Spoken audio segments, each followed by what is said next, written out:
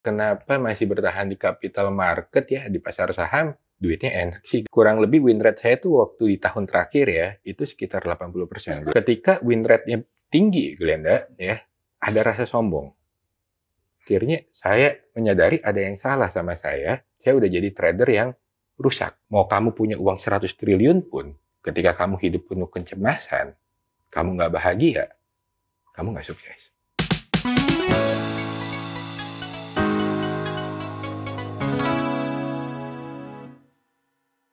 Oke.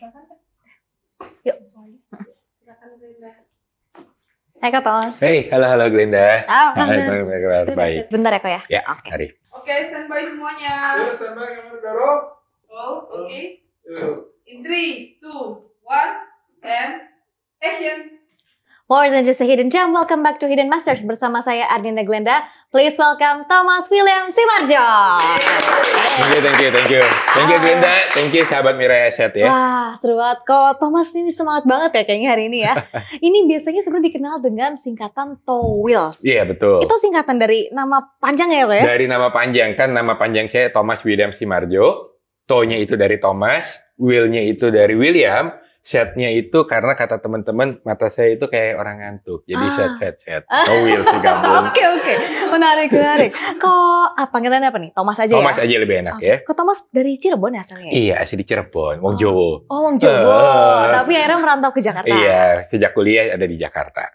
Kuliah apa di Jakarta kok? Saya kuliah di BINUS ya, angkatan 2005, berarti lulus tahun 2009 Glenda. Itu saya jurusan Computerized Accounting. Sekarang sih kayaknya udah nggak ada Computerized Accounting, udah kegabung jadi sistem informasi Glenda. I see. Sekarang lagi mengelola apa aja sih kok pekerjaannya nih? Kalau kerjaan saya tuh basisnya adalah IT consultant Glenda. Jadi ibaratnya kalau suatu perusahaan mau pasang sistem namanya ERP. ERP itu sistem kayak dari purchasing, inventory, penjualan, production, perawatan mesin, sampai ke accounting, ya kurang lebih itu saya yang biasanya jadi solution architect untuk lakukan implementasi ke project-project seperti itu. End to end. End to end, sampai ke supply chain, warehouse, management segala macam ya urusin kurang lebihnya. Jadi kalau pekerjaan yang ini berhubungan lah ya. Masih ada kaitan lah dengan saham ya, karena dengan pekerjaan ini saya tahu seluk-beluknya suatu perusahaan dari berbagai industri itu proses dari awal sampai akhir sampai menjadi sebuah jurnal posting dan hasil laporan keuangan itu seperti apa. Itu sangat membantu saya sih. Jadi kadang kalau baca laporan keuangan ada pertanyaan di sebuah laporan keuangan gitu ya Glenda ya, itu kadang ada kayak bayangan angka-angka ini kira-kira skenarionya munculnya tuh dari mana. Oke. Nah sekarang masih menjalankan pekerjaan sebagai IT consultant. Masih, betul. Berarti dari awal kuliah sampai sekarang pekerjaan itu masih tetap ya? Iya, masih tetap nih, nggak ada yang mau ngambil profesi yang lain. Di samping investing juga ya? Iya. Kirain biasanya kalau udah jago gitu ya, full time, ternyata enggak juga ya kok Tom ya? Ya, kadang kalau investing kan sebenarnya ya kita invest kalau udah dapet company yang bagus ya sebenarnya nggak ngapa-ngapain lagi sih Glenda. Jadi daripada nggak ngapa-ngapain, masih bisa kerja. Iya, betul. Oke, nah untuk mengenal dunia saham, dari kapan nih kok? Saya kalau mengenal capital market sebenarnya kalau dari kecil itu tuh pernah nonton film namanya Wall Street. Nah dari Wall Street tuh kayaknya keren ya capital market ya. Terus habis itu 2008 lah sebenarnya terjun pertama kali. Dulu ya namanya 2008 masih kuliah akhir, duit nggak ada Glenda gitu ya. Pacaran aja nggak berani apalagi invest saham. Invest saham tuh zaman dulu mahal loh. Zaman dulu tuh minimal buka rekening itu minimal 10 juta. Jadi duitnya belum ada, ya awal-awal mainnya dari reksadana. 2009 mulai kerja, mulai kekumpul uang, ya akhirnya buka akun pertama di e-trading ya. Jadi bapak kakek leluhurnya Mirai Asset ya. Itu. Oke, nah apa yang membuat kok Thomas akhirnya percaya diri untuk sampai sekarang gitu, even di dunia pasar modal, sambil masih melakukan pekerjaan utama juga nih? Ya sebenarnya sih kalau kenapa masih bertahan di capital market ya, di pasar saham, duitnya enak sih Glenda. Oke, nggak bohong ya Kak ya? Nggak bohong duitnya enak, untungnya enak. Ya dan berbeda ya dengan kalau Glenda bisnis ataupun kerja. Kalau kita kerja, kita harus manage tim. Itu stresnya lebih tinggi. Kalau kita pasar saham sebenarnya kan urusannya adalah keputusannya kita Glenda. Jadi kalau analisa kita benar ya hasilnya juga enak. Jadi lebih nggak repot lah gitu dan duitnya enak. Oke. Nah, ngomongin cuannya enak. Padahal tadi katanya awalnya uangnya biasa aja ya kok ya. Itu akhirnya kumulatifnya sampai sekarang bisa dibilang enak tuh gimana ceritanya kok? Ya enak lah, cukup lah. Maksudnya sekarang kalau misalkan ditanya gitu ya, ya dari saham sih jauh di atas dari penghasilan profesional saat ini. Gitu. Itu yang membuat salah satunya lah ya. Iya, bertahan. jadi kalau suatu saat misalkan karir berbahaya ya sebenarnya masih ada buffer dari penghasilan dari pasar modal. I Gitu. see. Berarti bergelut di pasar modal dari tahun sekitar berapa tuh? 2008 ke 2008. sekarang berapa? 2024 ya. Ya berapa ya? 9, nggak tahu sih. 16 ya kayaknya. 16 tahun lemah ya. dalam perhitungan. Oke. Ya, Lemah dalam 19. perhitungan. Tapi kok sahamnya naik nih? Ini harus ditanyakan nih kok. Ya, kalau perhitungannya angka saya lemah, kalau perhitungannya uang saya kuat. Oke, nah, jadi yang penting duit ya Kak? Ya, betul, bisa betul. Oke, nah kita ngomongin perjalanan dari awal. Biasanya sih kalau orang yang terjun ke pasar modal awalnya trading dulu. Iya. Gitu nggak kok? Oh jelas dong, jelas. Karena nggak bisa dibohongin Glenda. Kalau kita mau ngomong analisa fundamental, itu butuh basis datanya kuat dan juga butuh belajarnya juga kompleks ya. Zaman dulu saya mau belajar untuk analisa fundamental, saya tuh beli CD Glenda, isinya laporan keuangan dan dulu tuh harus ngolahnya satu persatu. Gitu. Kalau sekarang kan enak dari platform-platform dari masing-masing sekuritas udah ada datanya dirangkumkan, kita ngelihat sekilas. Kalau dulu harus baca satu persatu, jadi susah ya. Jadi dulu cara paling gampang ya trading. Kalau garis ke sini bakal naik, garis ke sini bakal turun, simple. Jadi saya rasa semua orang mulai pasti akan dari trader. Tapi nanti dari sana baru kita lihat lah ya apakah lanjut jadi trader atau akan beralih ke aliran yang lain. Nah, karena Kotom ini yang beralih alirannya, berarti merasa nggak cocok nih dengan trading kok? Menemukan yang lebih cocok lah, gitu, yaitu investing buat saya. Investing. Tahun berapa mulai investing tuh kok? Saya agak lupa sebenarnya, tapi kalau misalkan ditanya gitu ya, mungkin lebih seru kenapa pindah dari trader jadi investing gitu ya. Apakah kurang cuan waktu trading dulu? Dulu trading saya cukup bagus, Glenda. Saya agak lupa tahun berapa saya terakhir jadi trader gitu ya. Cuma kronologisnya karena dulu terlalu bagus, kurang lebih win rate saya tuh waktu di tahun terakhir ya, itu sekitar 80%. Wih, keren dong. Keren. Jadi transaksi cukup banyak, mungkin udah sekitar 100 lebih waktu itu 6 bulan ya, dari 100 posisi 80% win rate, return juga bagus. Nah, cuman kalau kamu jadi trader, kamu tuh harus disiplin, paling pentingnya adalah money management. Nah, dalam money management, nggak enaknya adalah gini, Glenda. Kalau saya kalah, saya nggak boleh kehilangan semua kemenangan saya. Itu aturan paling sakral di dalam trading gitu ya. Artinya ketika saya mau misalkan sebagai contoh ya, batas cut loss saya adalah 5%. Ya. Nah, dan batas keuangan uang saya hilang adalah sekitar 2% misalkan. Nah, maka saya harus menghitung kalau saya kalah 5%, saya hanya kehilangan 2% dari total kapital saya. Artinya saya tuh nggak bisa bermain dengan dana yang besar sebenarnya. Ya. Nah, ketika win rate-nya tinggi, Glenda, ya, ada rasa sombong. Waktu itu saya menemukan satu saham, chart-nya bagus banget, gitu ya. Saya yakin banget, hanya dalam waktu dekat akan naik 20%.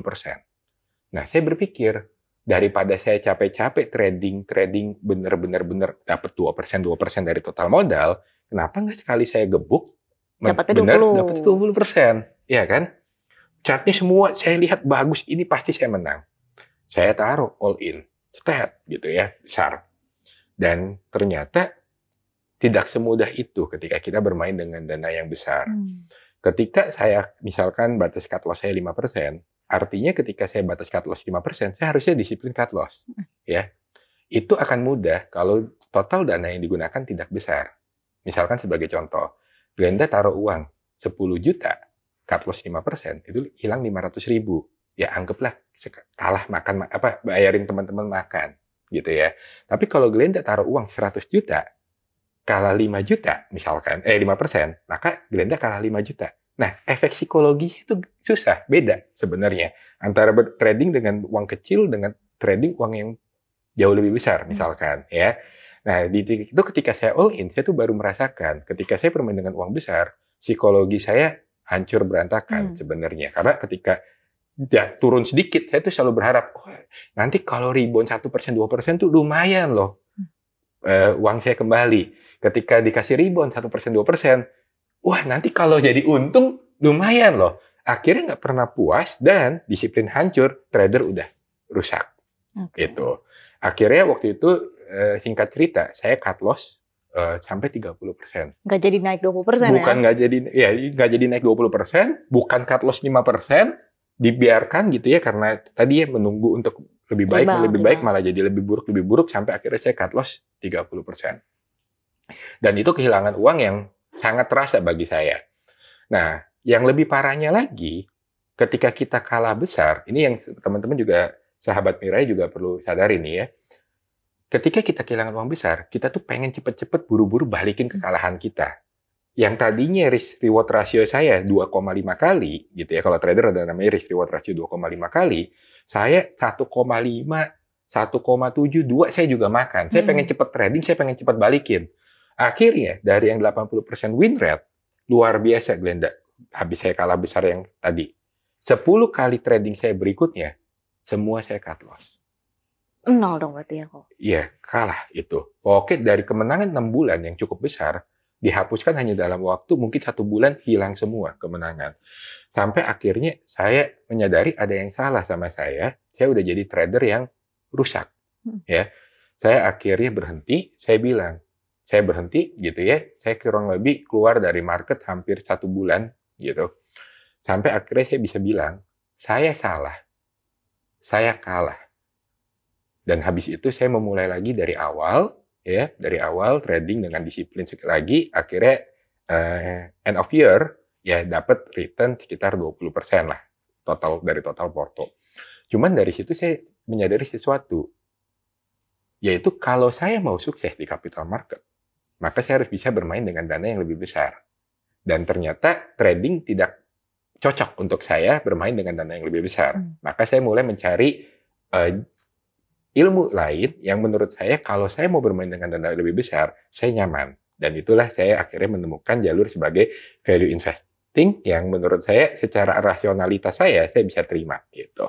Oke, cukup panjang perjalanannya. Betul. Ya. Dari transisi yang cukup panjang nih, dari trader ke investor, apa sih perubahan yang paling kau Thomas rasakan? Perbedaan paling mendasar bagi saya adalah ketika saya jadi value investor, saya paham bisnis yang saya beli. Percaya atau enggak, Glenda, dulu ketika saya jadi trader, ada satu saham saya tuh suka tradingin, ya. Di perusahaan itu ada istilah namanya agri. Nama perusahaannya ada agrinya ya, saya nggak sebut kodenya apa.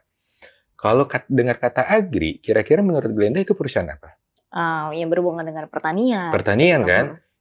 Ternyata perusahaannya adalah jualan ikan arwana. Oh, bukan. Bukan pertanian, bukan perkebunan. Jadi ketika saya jadi trader, seringkali saya itu tidak tahu loh Glenda perusahaan apa yang saya beli.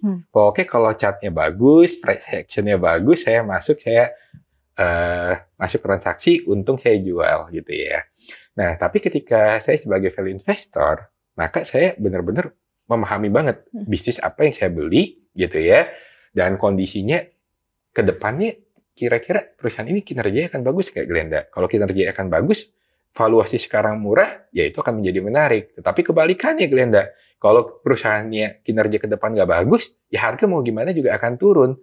Siapa yang mau angkat saham kalau kinerjanya memburuk? Dan siapa yang tidak mau angkat saham kalau kinerjanya membaik? Jadi buat saya, value investing masuk akal untuk saya. Oke, itu basic logic yang menurut Kak Thomas itu sangat applicable gitu untuk sekarang ya. Nah, untuk sebagai seorang value investor, pasti banyak nih orang yang di luar sana juga pengen gitu. Tapi ada nggak sih miskonsepsi yang menurut Kak Thomas itu perlu dilurusin nih sebagai seorang value investor? Nah, saya sebenarnya selalu mengkritisi ya, Glenda ya.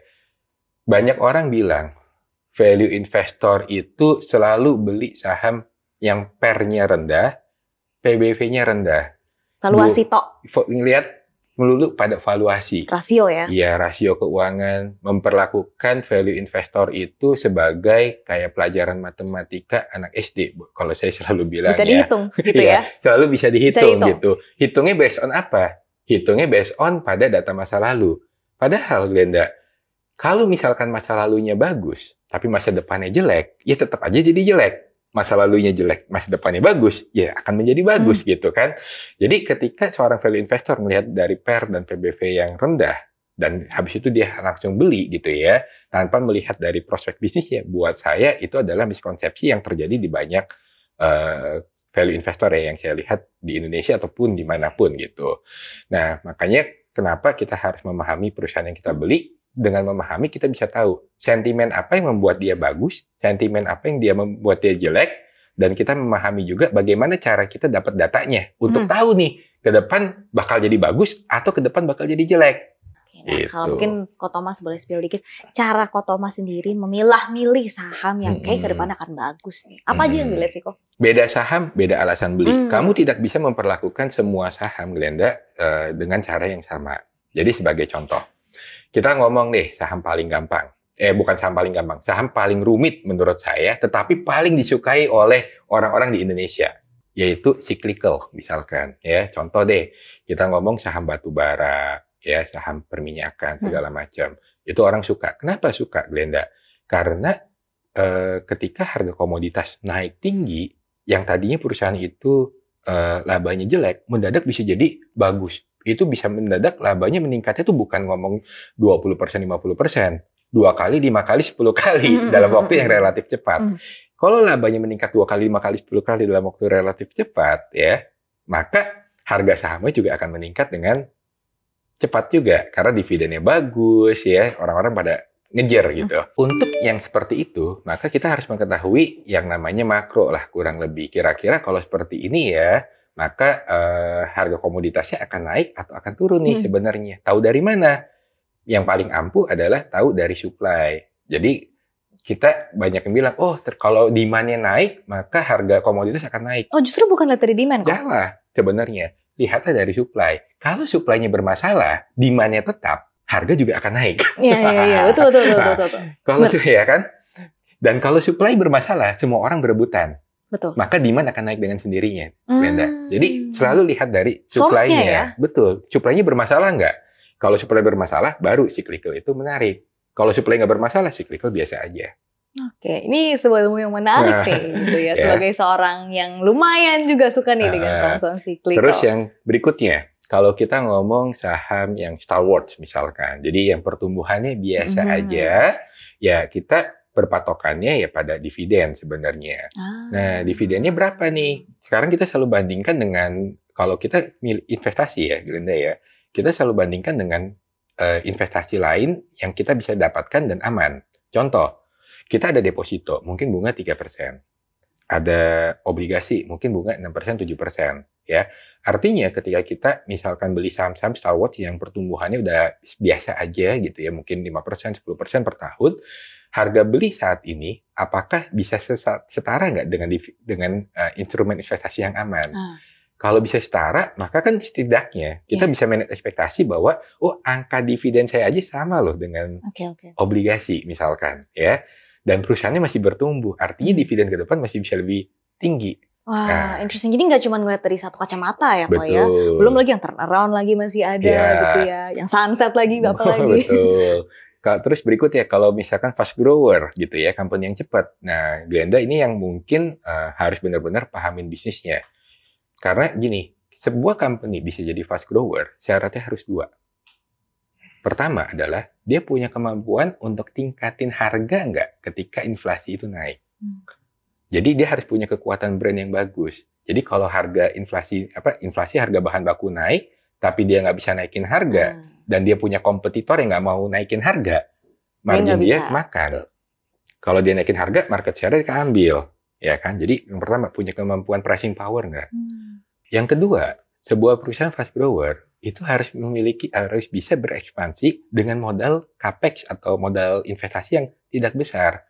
Karena kalau setiap kali dia mau ekspansi butuh modal besar gitu ya, bisa jadi sebenarnya return-nya malah nggak bagus loh. Gitu. Jadi 2 kemampuan itu yang harus dilihat, bisa atau enggak. Nah, itu yang memang kita butuh pahamin dengan baik bisnisnya seperti apa. Bahkan kalau dari sisi saya tuh harus bisa memahami isi kepala dari manajemennya seperti apa sih, Glenda. Itu. Kadang dari lihat laporan keuangan, gila nih, manajemennya pinter nih. Lebih bagus dari apa yang saya bisa pikirkan. Artinya saya suka dengan manajemen itu. Saya percaya dengan manajemen itu, saya berani bet dengan manajemen itu. Gitu. Nggak perlu ketemu langsung sama manajemen ya kok? Justru lebih baik jangan. Lebih baik jangan. Karena ketika Glenda ketemu dengan manajemen, artinya Glenda menjadi teman dari manajemen itu. Dan ketika kita menjadi teman, itu tuh menjadi bias. Bisa. Menjadi Bener. bias. Jadi kalau dia jelek, kita nggak bisa ngomong jelek. Betul. Jadi better lebih baik nggak ketemu sih. Biar lebih objektif ya. Lebih objektif. Karena raport sebenarnya adalah dari laporan keuangan. Mau senakal apapun dia umpetin. Kalau kamu ngerti baca laporan keuangan, kamu tuh tahu dia jujur atau enggak. Oke. Dia nggak bisa bohong. Nah, untuk analisis laporan keuangan, biar jeli nih kayak Ko Thomas, itu ada nggak sih kiat-kiatnya kok? Kiatnya sih latihan ya Glenda ya. Udah itu ya kalau iya, simpelnya latihan. Karena gini, banyak orang nanya, kok gimana cara baca laporan keuangan? Misalkan ya baca gitu, pahamin, emang ngerti cara untuk laporan keuangan. Kalau kayak dari kami sebenarnya dari Mentor Baik misalkan, itu ada kok materi mentor basic untuk kita baca laporan keuangan, itu cukup lengkap sebenarnya. Salah satu yang paling lengkap lah saya rasa untuk cara baca laporan keuangan. Bisa lihat di Mentor Basic. Nah, cuma problemnya adalah orang cuma mau menonton, tapi tidak mau melakukan. Nah, sebenarnya nggak akan bisa kita baca laporan keuangan kalau kita nggak mencoba praktek. Jadi better, Glenda biasakan 1 minggu deh, Senin sampai Jumat misalkan sibuk kerja, Sabtu dan Minggu kan libur nih. 1 hari Glenda ambil, baca laporan keuangan, analisa laporan keuangan satu perusahaan, 1 tahun Glenda dapat 52 perusahaan. Itu, lama-lama jadi mahir. Karena suatu keahlian akan muncul kalau terbiasa. Nggak bisa enggak. Oke, nah untuk kedepannya visi misi dari Ko Thomas sendiri dan juga Mentor Baik akan seperti apa? Lebih banyak lagi sih orang yang bisa memahami value investing yang sebenarnya seperti apa. Itu karena kami percaya value investing adalah jalur yang kami percayain untuk semua orang tuh bisa sebenarnya. Semua orang bisa menjadi rasional untuk mencari uang di capital market. Ya, memanfaatkan ketidakrasionalan yang saya cerita seperti tadi. Dan kita pengen bisa lebih banyak orang yang bisa belajar untuk hal tersebut. Apa definisi mapan untuk seorang Ko Thomas? Definisi mapan, intinya sih adalah kalau misalkan kita nggak bekerja pun, passive income kita bisa membiayai gaya hidup kita, itu mapan. Ko Thomas luar biasa banget ilmunya. Rasanya nggak cukup sih segini doang gitu berbicaranya sama Ko Thomas. Tapi kita harus sampai di pertanyaan terakhir sebelum kita nanti games ya Ko. Boleh. Definisi sukses untuk Ko Thomas. Saya mungkin akan mendefinisikan sukses agak sedikit berbeda dengan kebanyakan orang, Glenda, karena saya dalam perjalanan ada pasang surut gitu ya, juga kenal dengan banyak teman-teman yang mungkin juga udah usia jauh lebih dewasa dari saya. Jadi kalau ditanya apa definisi sukses? Sukses itu simple. Sukses itu adalah kamu bisa bahagia, Glenda. Nah, pertanyaannya, bahagia itu bagaimana caranya? Bahagia itu adalah ketika kamu bisa menerima apa yang kamu miliki. Itu adalah bahagia sebenarnya. Nah, sekarang pertanyaannya, bagaimana kamu bisa menerima apa yang kamu miliki? Adalah suatu tahap ketika kamu bisa membuat syarat sesulit mungkin untuk kamu nggak bahagia dan membuat syarat semudah mungkin untuk kamu bisa bahagia. Jadi sukses itu sebenarnya buat saya ya, bukan berdasarkan materi berapa besar yang kamu dapatkan. Kalau dengan kondisi saat ini kamu bisa bahagia, kamu udah sukses bagi saya. Tetapi mau kamu punya uang 100 triliun pun, ketika kamu hidup penuh kecemasan, kamu nggak bahagia, kamu nggak sukses. Itu buat saya, arti dari sukses. Keren. Semangat, Ko Thomas. Kita langsung ke sesi games ya, Kak ya? Boleh.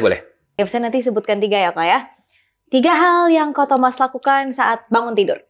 Buka Instagram, bikin story ya. Oh, jadi story kerja tetap ya, Kak ya? Oke. Baca berita, itu sama balesin chat. Oke. Produktif ya. Oke. 3 negara favorit untuk wisatanya Ko Thomas. 3 wisata favorit ya. Saya suka New Zealand gitu. Tapi untuk liburan bukan untuk hidup. Ya, untuk hidup biayanya mahal sekali. Ya. Saya suka Vietnam karena negaranya bagus dan murah sih itu ya. Sama mungkin kalau itu ya mau nggak mau harus suka Singapura ya, karena paling sering bolak-baliknya ke sana sih kan. Okay. Jadi harus menyukai apa yang sering dikunjungi. 3 hal yang Ko Thomas lakukan sebelum membeli saham. analisa dulu sih sebenarnya ya. Pahamin analisa untuk laporan keuangan biasanya saya ada bikin gitu ya untuk Excel untuk saya bisa memahami tren segala macamnya, mencari apa-apa aja yang bermasalah gitu ya, melakukan perhitungan valuasinya ya, dan yang ketiga ya ngelihat overnya ada berapa, cukup ya makan. Simpel ya. Oke. 3 saham yang Kak Thomas pertama kali beli, inget gak? Waduh. Kalau pertama kali beli berarti sebelum jadi investor ya? Boleh. BRI, Krakatau Steel pas lagi IPO. Sama kayaknya ya standar lah ya Sido muncul. Oke. Thank you banget Kak Thomas sudah berbagi cerita di Hidden Masters. Terima kasih udah diundang. Dan sahabat Firasat, itu dia tadi perbincangan kita bersama dengan Kak Thomas William. Dan kalau kamu suka sama episode ini, jangan lupa like, comment, share, dan juga subscribe ke YouTube channel kita. The world is changing, so let's aim higher and bigger. Kita akan jumpa lagi di episode Hidden Masters berikutnya. Bye! Bye! Definisi mapan itu berbeda untuk setiap orang. Ada mereka yang hidup untuk hari ini, dan mereka yang membangun masa tua sedari muda. Aplikasi M-Stock hadir untuk mereka yang ingin jadi mapan. Perkuat kendali keuangan dengan produk investasi yang beragam. Dan pantau semua pergerakan dari satu aplikasi, baik bagi pemula maupun pemain lama. Saatnya jadi mapan bersama M-Stock dari Mirai Asset. Download aplikasinya sekarang.